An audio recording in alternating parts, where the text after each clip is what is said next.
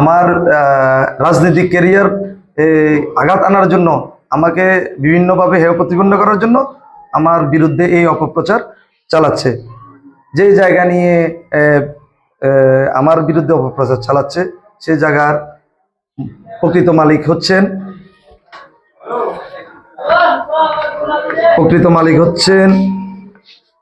আব্দুল কাদের বেন্টেস। ওনার বাড়ি হচ্ছে দক্ষিণ শ্রীপুর। আর যে যে জায়গাটা লাকি বা নিয়েছেন, উনি হচ্ছেন এই ব্যক্তি। বিস্তারিত ওনার কাছ থেকে শুনে নেন, আসলে জায়গাটা কে গর্বে বেঁধেছে এবং জায়গাটা কার কাছে আছে। আসসালামু আলাইকুম। আসসালামু আলাইকুম।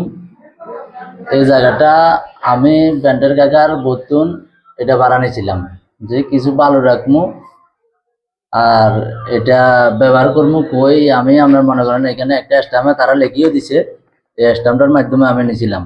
এখানে তারা এই মনে করেন সাইফুল ভাইয়ের নামে বদনামি ঘুরতেছে, যেমন মনে করেন এটা এই ফেসবুকে দিতেছে।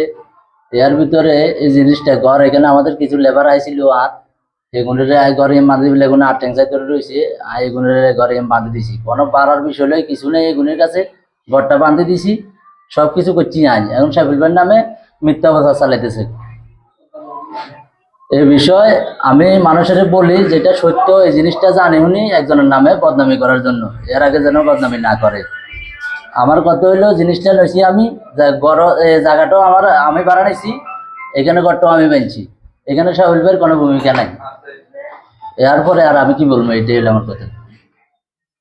প্রিয় ফুলগাজীবাসী, প্রিয় ফেসবুক যারা চালান, বিশেষ করে এই জিনিসটা অপপ্রচার, এটা বুঝে শুনে, আপনারা দেখে শুনে যে ব্যক্তির নামে অপপ্রচার চালায়, অবশ্যই তার খোঁজখবর নেবেন। সে ছেলেটা কেমন, সে লোকটা কেমন।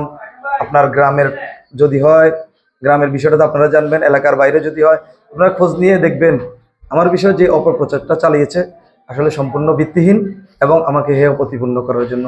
তো আমি আপনাদের কাছে একটা অনুরোধ, যে বিষয় নিয়ে আমার নামে অপপ্রচার চালিয়েছে এটার সাথে আমার কোনো রকম সম্পৃক্ততা নাই।